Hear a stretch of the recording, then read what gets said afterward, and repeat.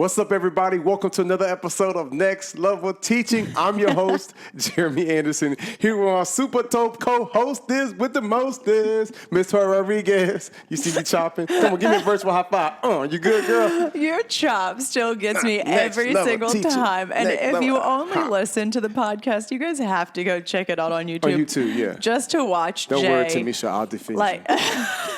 I got your back. He chops with it every single Next time. level teaching. And I laugh so hard every single time. Yep. I'm goofy. Anyway, I'm ready to get it. Tomisha, how you feeling? I'm feeling good. How are y'all feeling? Amazing. Good. Yeah. Super excited to have this conversation. Yes. We're all like, wait, Spanish teacher? What? Yeah. And my mom being a Spanish teacher. Oh. So she was high school and then went middle school as well. So I'm excited to hear more about your story. Yeah. And So I'm excited to share it with y'all. Thanks for having me. Absolutely. Of course. For sure. Jay, do you want to let everyone know who we are first? Look, we want you to laugh, learn, and live your best life in and outside of the classroom. And so we bring in some super dope, extraordinary teachers where we can kind of understand their journey a little bit. So let's talk about it. Yeah. So you've been teaching for 8 years. Tomisha Jessup, by the way. Teaching for 8 years Spanish. Yes. Like I said, high school, now middle school, charter school. Yes. So this is my first middle school. No, not my first middle school. My first charter school, though. Okay. I started teaching on the west side of Chicago. Okay. High school.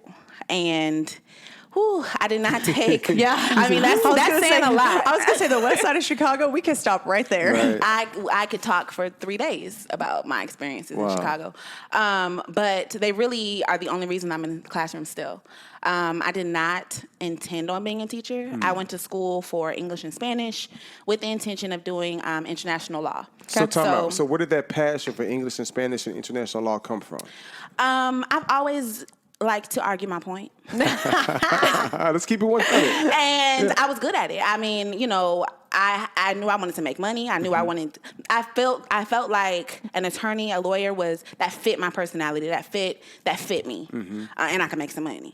So, it was like that's So what let's I should become do. a teacher naturally. Right. So when I studied English and Spanish, I didn't want to be locked into law. I'm like, okay, if I do English and Spanish, I can kind of move around with that. I can do a couple other things because I was interested in journalism and some other things. And so when it was time for me, so I already knew. Let me back up. I already knew that I wanted to study abroad before I even started college. That was my plan. I'm very plan-oriented. So I had a plan going into college, and that was to study abroad in Spain, and that's where I lived. So I lived in Spain for 18 months. What part? Valencia. Oh, okay. So I was there for the program, and then I stayed a little bit longer.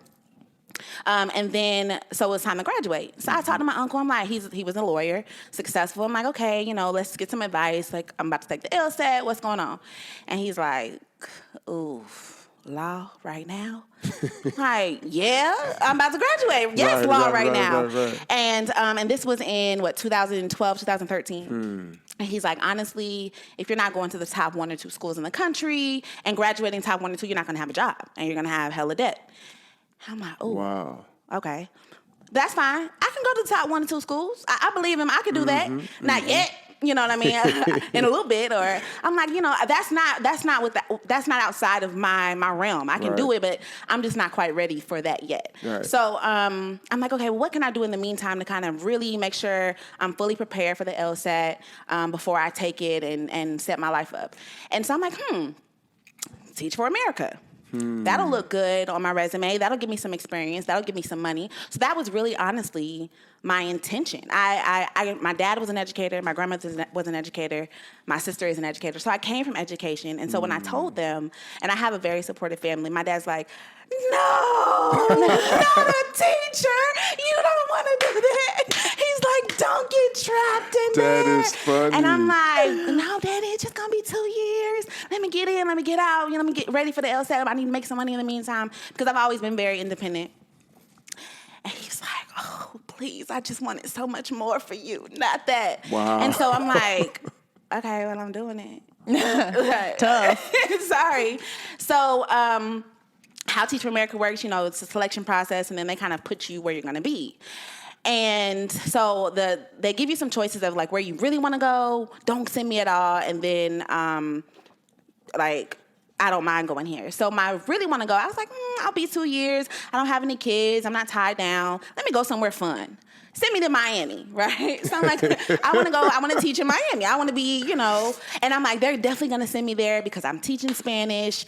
There's a really, really high population of Spanish speakers there. I know that's where I'm going. I just, in my mind, knew I'm finna be in Miami teaching. Mm-hmm. And then God said. And I opened the email, y'all, and it said Chicago.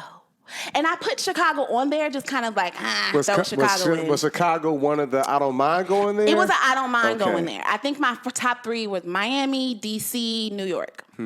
Because it was places in my mind where I don't want to live long term. But it's fun to travel to. Yeah, like I want to be there for 2 years, single, no kids, to have fun, and my family can come visit me and stuff like that. Man, I really wish I would have done Teach for America.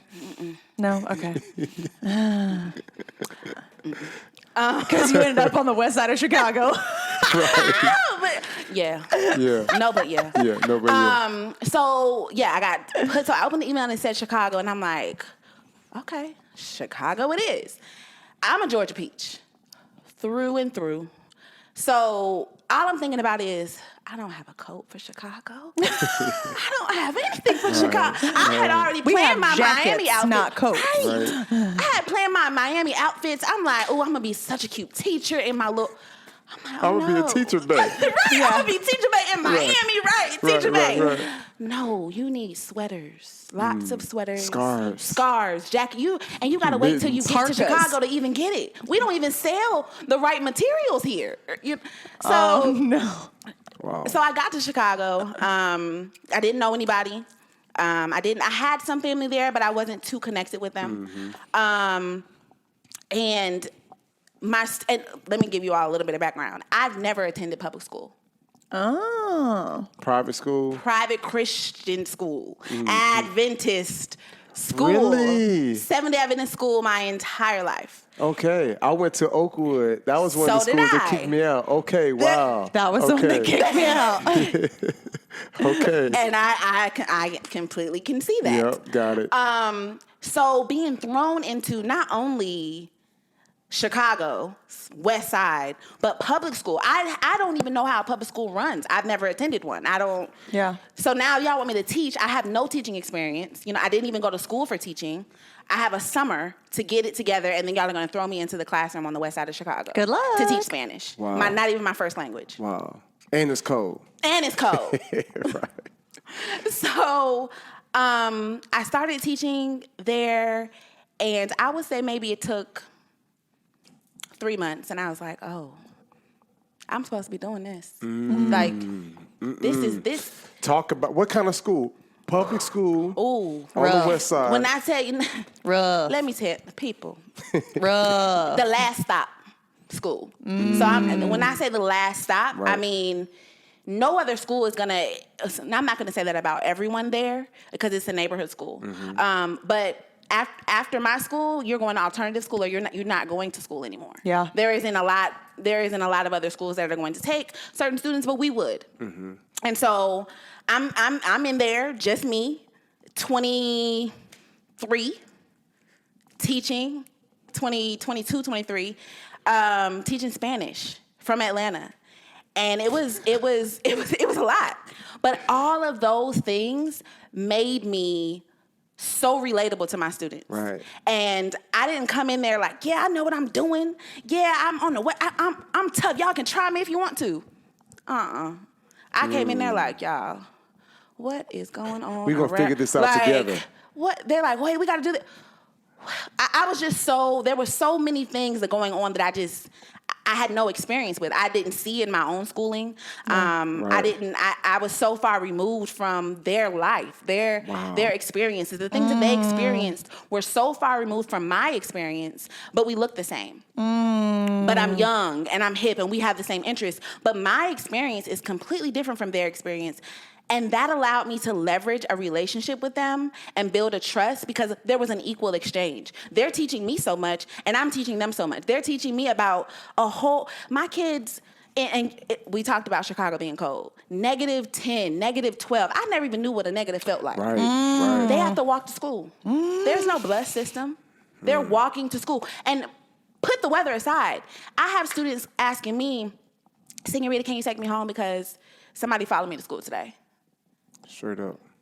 Or I have students who they live maybe 2 blocks from the school, but they have to go around 6 blocks because if they go this way, Come on. there's some people that they can't come across. So they have to go around the other way. Or I remember, I mean, when I tell you I could talk about teaching in Chicago forever. That's fine. I mean, I had a student whose mother told him, I don't want you. And then it's coming to me wondering why is he beating on his girlfriend? Well, my first question is, why are you asking me? But it's because he trusted me so much that I was her only resource to figure out. And I'm like, well, let's start with, you told him you didn't want him. And I think that in Chicago, and I'm a little bit all over the place because I have so many things that I want to share about this. But in Chicago, I really was able to feel fulfilled in the work. Because you said after about 3 months, you realized like, oh, I'm supposed to be here. This is what my students say. Maybe first couple of months or so, they say, "Why are you a teacher? You should be on Love and Hip Hop." You like, I don't know if that's a compliment or not. I was just kind of like, what? Right. I'm like, why is that? Why is that my aspiration? That's not deep. nothing. I mean, it's entertaining for those who watch it, but why is that my aspiration? And I feel like in their minds, a black woman, a beautiful black woman, a teacher bae, beautiful and educating. Why would you want to educate? Why you should be in front of no, this is an important job. I think so many people forget that. And society certainly doesn't tell us. Our paychecks certainly do not tell us. But this is such an important job. So I'm always like, why wouldn't I be a teacher? Yeah. Well, I mean, this is not my only gift, and I want to share other things with you all, but why wouldn't I be a teacher? What about being a teacher has changed? Look at us. I didn't have any teachers that looked like you or me. Yeah. I honestly did not, and that I may have needed one or two. Yeah. Because I'm sure we getting all types of relationships at this point because you're big sis, your auntie, you big cuz, you know what I mean? You're all of those but then things. sometimes they think you bae. Secret girlfriend. Girl, I nipped that in the bud early. I do too, but I had to learn it the hard way a couple of times. Because they're misinterpreting what you're doing. Yes. Yeah. My love and kindness to them. Yeah, they the things I do to Miss Rod from behind. Oh, girl. Oh, don't worry. He ended up at all school by. Right. No, we don't play that. Yeah. But yes, you're right. Like to be able to see people who look like you should be doing something else. Right. Why are you here? Right. When you're young, vibrant, hip, they can connect with you. And I think it's deep. You said they taught you and you taught them. Yeah. Absolutely. It was like an even exchange. Absolutely. They taught me so much about myself. They showed me my privilege. Wow. Because I'm a black woman in America. That comes with its own set of issues. Grew up middle class, and although I went to private school, by no means was it bougie. Woodward. Yeah. It was all black. It was church school. Right. So that just gives you it was church There's school. a difference between private school and church school. Facts. Big difference. I got you. Big difference. To put things in perspective for those of you who are not sure, you want to know what extracurriculars we had? Basketball. Choir, yeah. That's it. That's it. You know, No, when you literally. think private schools, you think, oh, you must have had this. And lacrosse and theater. Beta, like No. Beta club and No, none of that. So you played sports or you sang? You didn't do nothing, you went home. That's it. Facts. So They showed you your privilege. they showed me my privilege. Because I'm like, I ain't privileged. I come from a broken home and all of that too. Right? But I'm like, oh no. While I knew it was illuminated. And it was put into perspective in a way that I was able to use it to show them another way. And I think that what my biggest impact in Chicago was just exposure. Our kids lack so much exposure. They don't even know that these are possibilities. They don't even know that you can take those skills and do this. That is a job. They have no idea. Their world is so small. Yeah. Because some of my students in Chicago had never been to the beach. Yeah. Never been to the beach. Our school is 10 minutes from the beach. Yeah, Never been. I actually didn't even know that Chicago had beaches. I found that out like a year ago. Yeah. But the fact that you lived there I and was had never today been years there. old when I found that out. Today years It's old. beautiful, and that's the thing. Chicago is a beautiful place. Yeah. But you would never know it. But just like it's kids in Atlanta, they ain't never been outside. Forget the state. Yeah. They ain't never been outside the city or their county. Never been to Stone Mountain. Yeah. How did you, can you, for some of the educators, as whether they, whatever the race and ethnicity and whatever their kids have, what advice would you give them? How did you connect with those kids? Like, how did you build those relationships? I imagine their behavior, I imagine rough. it wasn't stellar. I imagine there were some challenges. You know what? I was just genuine. I was real. And that's what my students said. Michelle, we like you because you're real. If I didn't know, I said I didn't know. If I made a mistake, I made a mistake. Yeah. And you would own it. Own it. Not Right then, that I know it all. I don't know what I was even talking about just now. That is wrong. Wow. You know what I mean? And they loved it. They walk, and then Makes I was you human. It makes you human. Certainly. And I'm telling them, like, listen, y'all. This not my first language. I may mess up sometimes. Do you know every? Do you know every word in English? No. Do you That's say every so word good. right in English? No. Okay, Right, so don't come at me for my wrong Exactly. Spanish. Right. That's actually a really good point. Right. So my advice would be to be yourself. Don't try to go in there and be a teacher that you're not. Don't listen to. So I got so much advice. Don't smile till November. Yes. Who? Yes. Wow. Yes, That's I the way hear to that live. all the time. I can't do that. That's not my personality. That's not. That's not who I am. You die if you can smile. I seriously would. Like, I tried it a couple of times because, especially my first year, because that's what they tell you in order to, like, Build your classroom management. yes. And, But that's not who I am. nope. And the kids know the difference. Yeah. They know the difference when you're not being yourself and when you're not, and they'll call you out on it. Yeah. If you got certain groups of kids will call sure. you out on it. So After those 2 years, because you didn't stay there. Teacher Did you America do it is 2 2 whole years. Okay. At the same school, West Side Chicago. Same school. And so I stayed beyond my 2-year commitment in both education and at that school because during my first year, my students, they were, I was connecting with them. I wasn't having any issues, but there were still some that I was trying to reach and not quite there. And so we had candid conversations quite often because, like I said, I really wanted to impact them on a personal level beyond the classroom. Because in my mind, I have 2 years to get in and get to them. You know what I mean? But they were like, Wait, hold on. From a girl that was just coming to do this, just to make ends I know, meet right? Look at me. before Love with she them went babies. to law school. Yeah. Like, that was your thought process. I had 2 years to get in and get to him. When did you know you weren't going back? okay. We all sorry, over I'm the place, sorry. but I this is, know. all right, we Let don't me have say to me- have you let back. me Can say we just this. stick with Chicago today? Okay, yeah, let's just stick with Chicago. And then we can get to, Okay. Those are my babies. Atlanta All right. later, like Okay. another That's time. good. So, okay. So my first year, like maybe towards the end, I was talking to a group of students and they're like, Miss Jessup, so where are you going to go next year? I'm like, what you mean? They're like, all our teachers leave. They're like, we've never had the same teacher more than 1 year in a row. Wow. Never. Now, these are my freshmen and sophomores and seniors. Because Spanish, I see everybody. And another thing, let me not even start talking about that. Just put a pin in that. But they're like, their teacher turned around. I'm like, how? Yeah. Because in my experience, I had the same teachers Right. from kindergarten. Right. I saw them same teachers in 12th grade. They taught my sisters before me. They're there. They ain't going nowhere. Right, Yep. They right. know my mama, my daddy. They probably taught my uncles and cousins. And so I'm like, you've never had the same teachers. So I'm like, okay, no, I'm going to stay. I made a commitment, like, I'm going to be different. I'm gonna prove them wrong, yeah. They need me. Yeah. Because they wouldn't have expressed that if it wasn't something that bothered them. Yeah. So I'm like, no, what? I'm going to stay. They're like, no, yeah. I said, I'm going to stay too. My freshmen, they were my freshmen. I was a first-year teacher. I said, I'm going to stay until y'all graduate. Wow. Now, I'm not making no promises to nobody else after y'all. Right. When y'all graduate, and I did. So their senior year was my exit.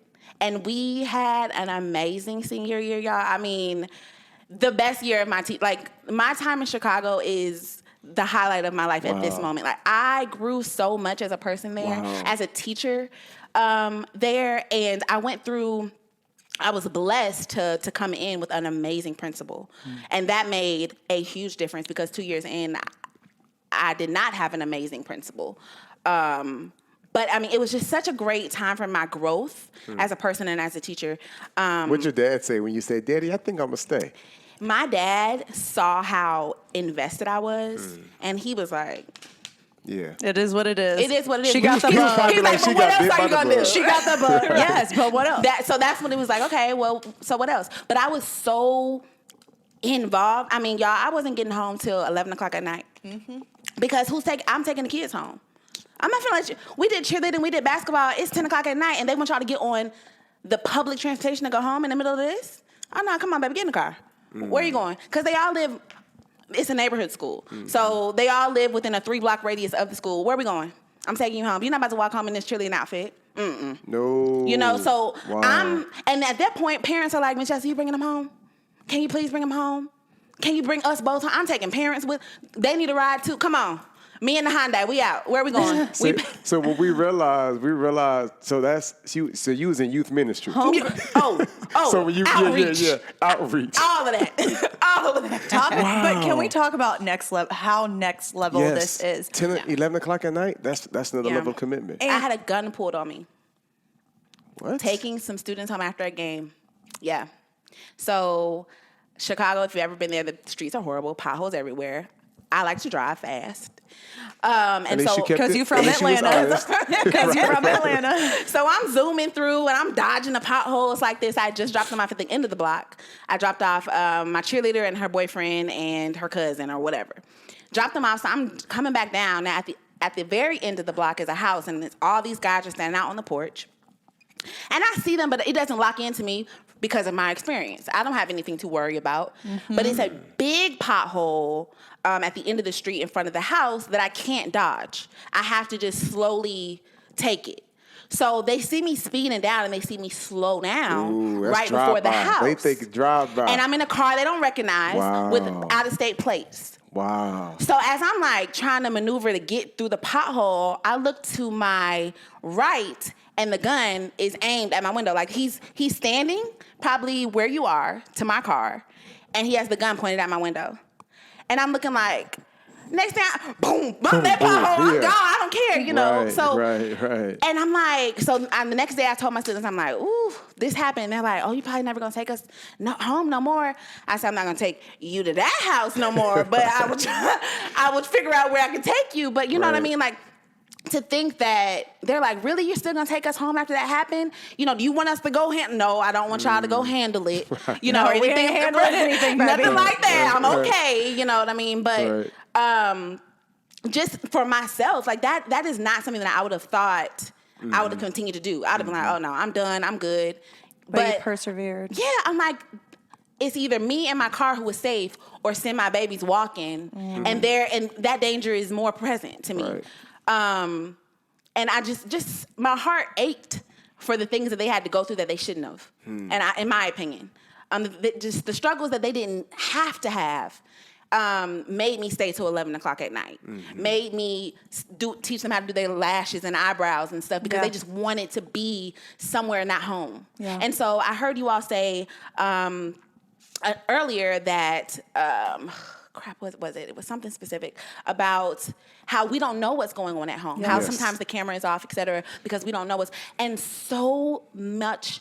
I mean, we're expecting our kids to do so much at school sometimes, and they're dealing with so much at home. The fact that they even showed up to school is a success for them. Success. Some of my... I'm sorry, go ahead. Well, I was just going to say, because let's be honest, there are times where the fact that we showed up and we're not going through, like the other day, I was like, you lucky I'm getting out the car, even though I'm getting out the car right when I'm supposed to be like, the kids are walking into my classroom and I'm supposed to be here 30 plus minutes ago. You lucky I'm here. Right. And so to think about the fact that they showed up. Yeah. And so you're dealing with kids who are coming to school for the heat and the food.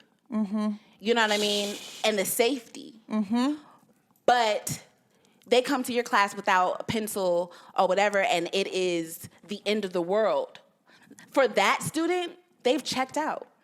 Right. They've checked out because I'm dealing with so much. I'm here, I'm present, I'm not being disruptive, but I don't have a pencil. So big deal. Yes. And that's their thought process behind it. But as teachers, we're like, where's your pencil? Right. And so it takes a minute to step back and say, okay, what's going on? And so to be that teacher, like, you go get a pencil. It doesn't matter. I'm not going to stress you. But if you go next door, Mr. Gamble is not going to let you in his room. He's checking for your pencils at the door. You can't even come in. And so to be a refuge for my students. And that's essentially what it was. So then all of those behavior management issues, I didn't have them. Because they knew that they could come to you. I never had a fight in my classroom in Chicago. Never. Wow. And that deserves, like... Yeah. Teacher of the year. I have to toot my own horn on that. I'm like, but then I came to middle school. Oh, that face. Right. That was not the case in middle school. It was a different thing, but... They don't understand the relationship as much. Certainly. And I didn't adjust my teaching. I said, it worked for me in Chicago. I could take on any school, any group of kids. I know what them kids in Chicago, and it was so much so in Chicago that if you were mad about something, they knew beef was brewing, and you came in the room, they're like, don't bring that in here to Miss Jessup room. We don't do all of that in here. Yeah. They don't even want the problems because I created a culture. It was Let's such stay a there. refuge, yeah. Yeah, let's stay there because we talk a lot about school culture and building that culture. It's not something you even have to push. It's known. Like, this is how we operate. So the fact that you had students that was like, we're going to self-regulate. Fix that. Don't bring that in here. Like, that's something special right there. You know what I'm saying? But it's like you've instilled. You didn't have to tell them.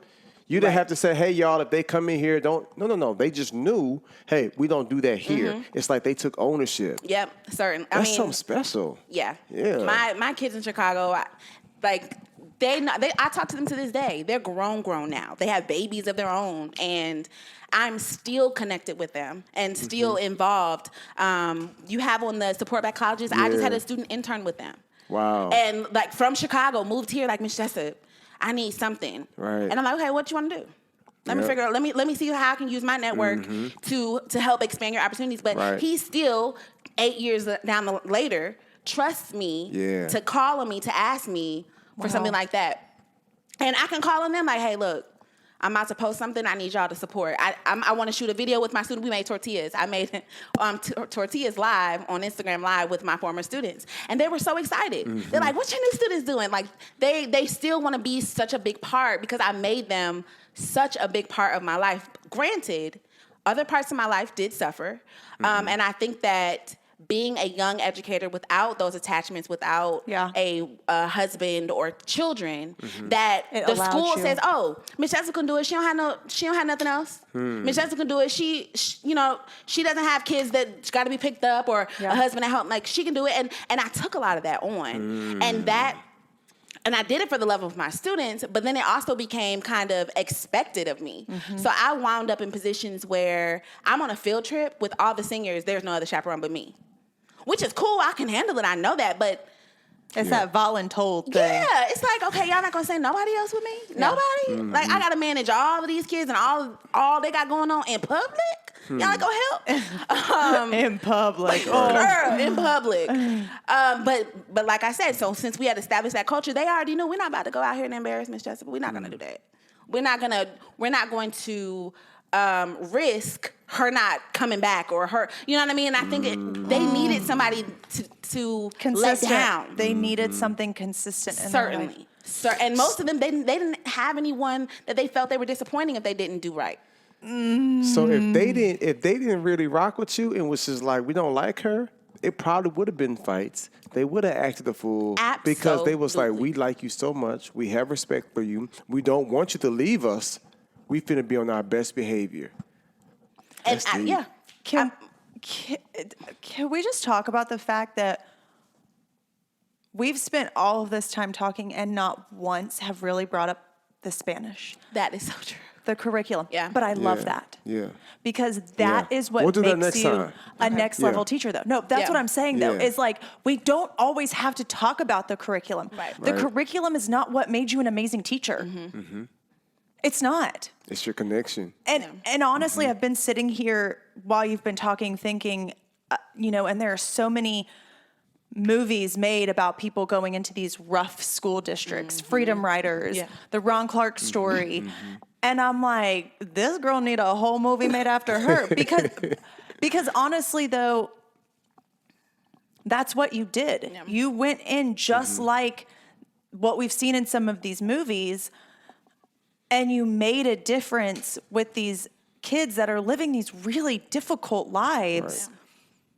And it had nothing to do with the curriculum, but you were able to get them to do the curriculum, I'm sure, because you put the curriculum aside quite often to make those relationships. And that's the fear that a lot of teachers, including myself, that we have is like, well, I got to do the curriculum and I'm going to get yelled at by my APs for spending too much time on SEL and getting to know my kids and not doing the curriculum.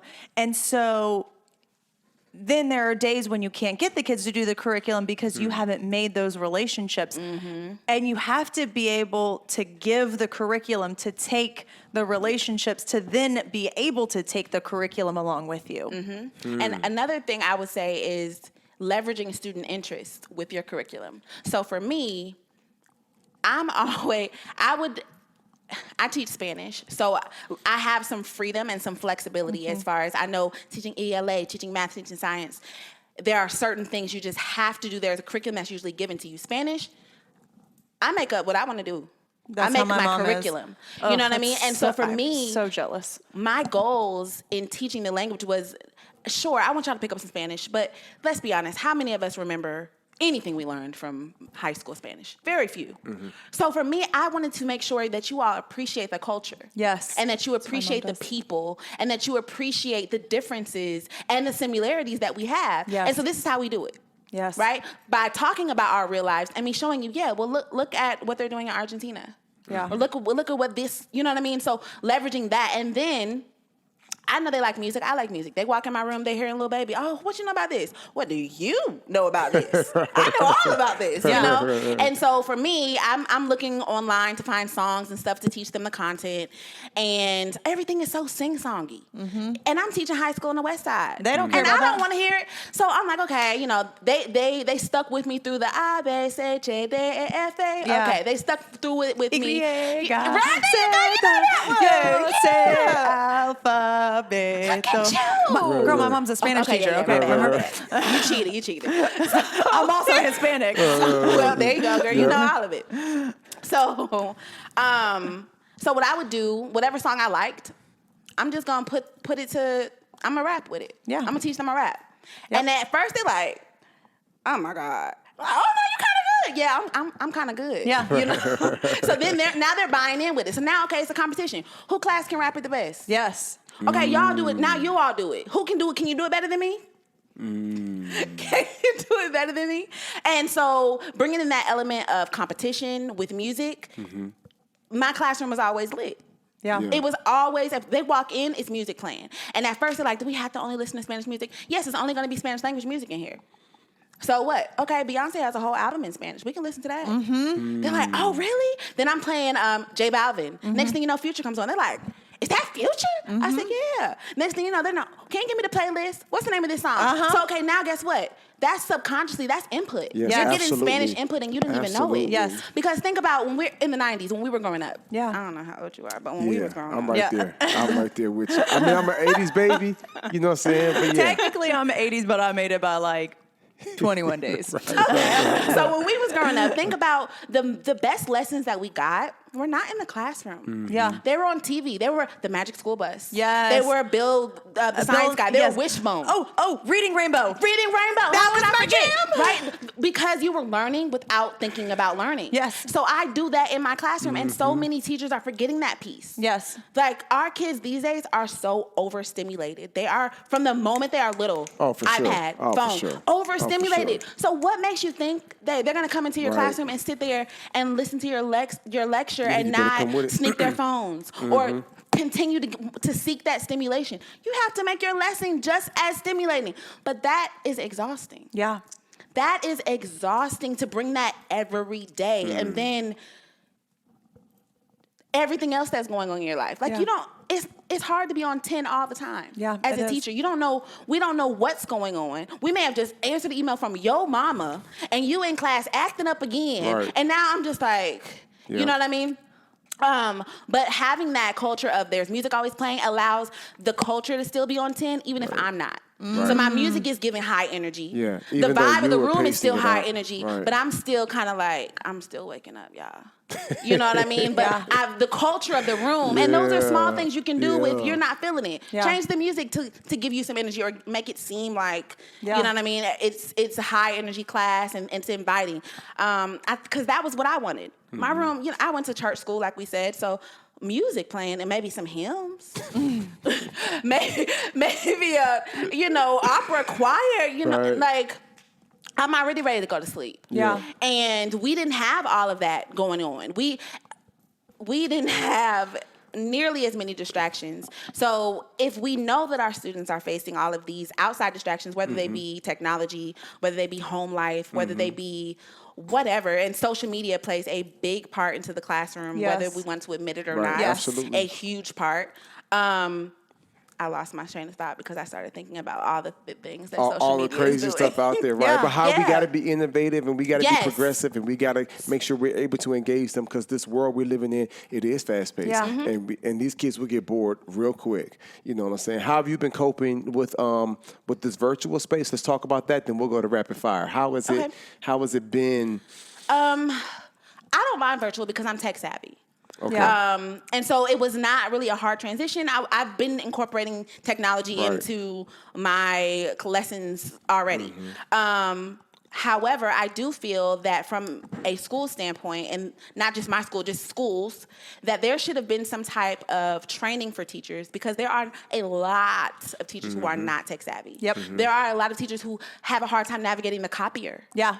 An email, like no cap. Yeah. And you want this same teacher who cannot make her copies to teach virtually. Yeah.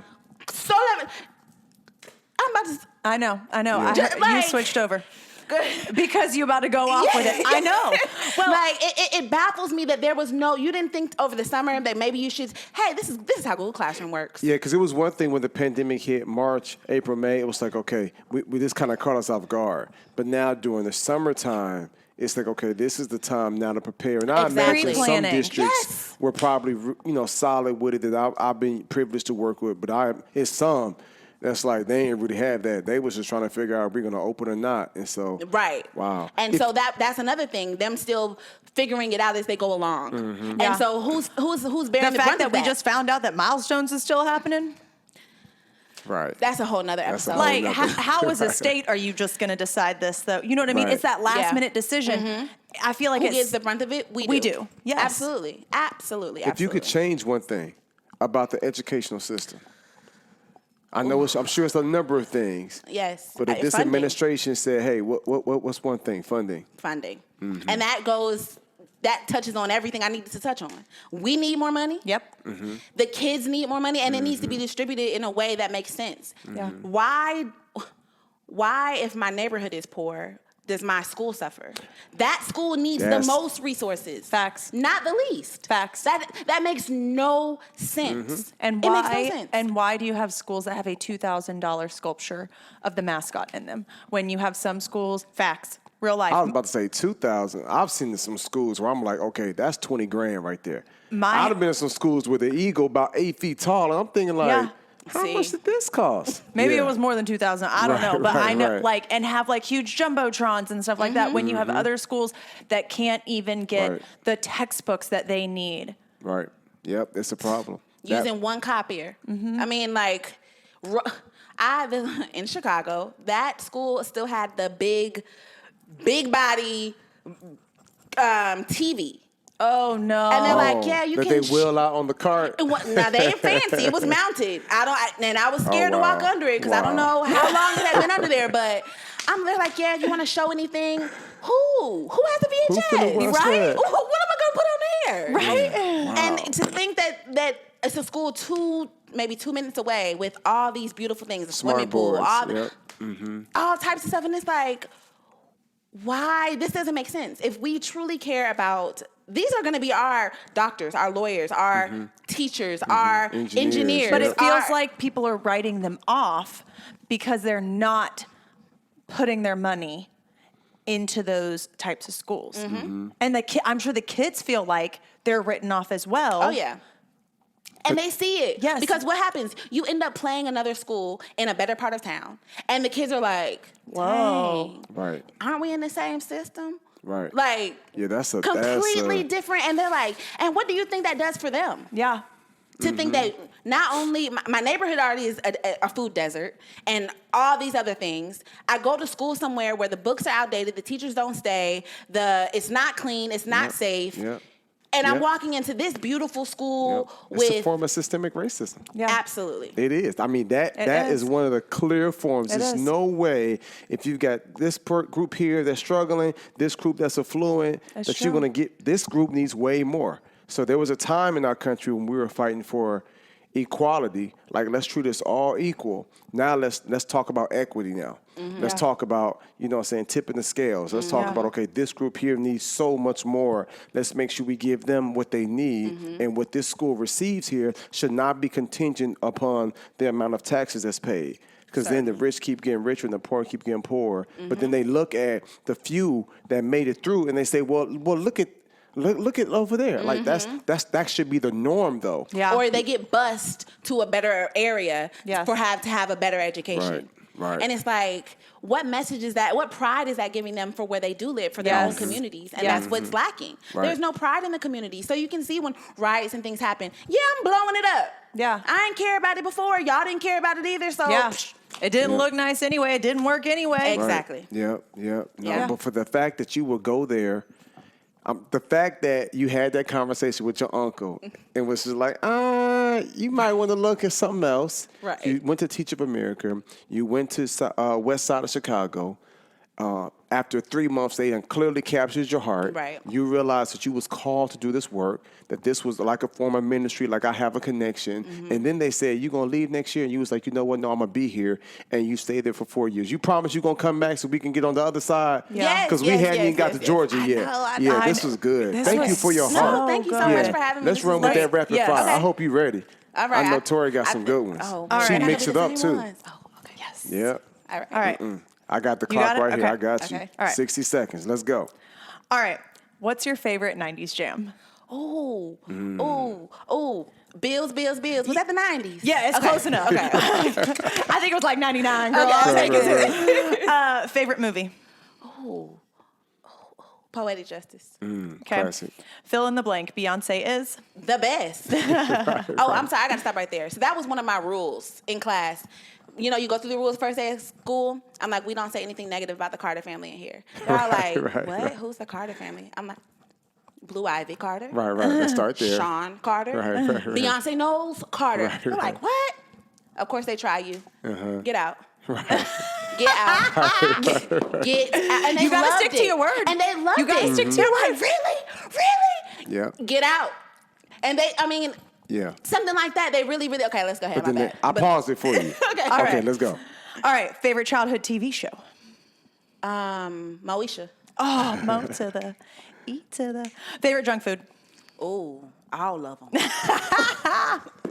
all of them. Drunk? All of them. Right. Favorite city in the U.S. besides the one you live in? Chicago. I love it. First celebrity crush? The famous Jet Jackson. Oh, yes. R.I.P. Oh. Committed suicide. I had no idea. Yeah. Okay. All right. And then I have to ask this one. Say a Okay. word in Spanish. Your favorite word. Let's say that. My favorite word? Your favorite word in Spanish. Erudito. What is that? I don't even know what that is. Scholar. Oh, I mine's make my kids call themselves eruditos. Oh, I love that. Mine's ombligo. Not as cool. What's that? Belly button. It just sounds funny to me. I cannot. You know what my favorite letter is? What? Y. Yes. What's that? E? What's that? The E? No, it's a Y. Oh, okay. All right. That's all right. Well- I have an ABC song trapped Yes. out for you. Okay. You can learn from it. Okay. Okay, I'm gonna need to get some of this. Like, Yes. we're gonna have to make because my mom would love some of Okay. this stuff. No, I'm dropping it in May. Traplingual. Ooh, that's Yes. hard. Shut up. That's It's hard. hip hop educational music in Spanish. That's Mom, good. you hear that? Next level. I know she's listening. Next level right here. Man, thank you for rocking with us. you Thank you for for hanging having out. me. This Oh my was gosh. so good. We're going to So bring you good. back for Okay. round 2. Absolutely. Because we did not even get past the first 4 know. years, but it was so rich. Yeah. Thank you for your heart. Thank you you. for your passion, for your commitment. Thank you all for watching. 5 Leave star. us a review. Leave us some comments. Yes. And we'll see y'all next week. Bye, guys. Yeah.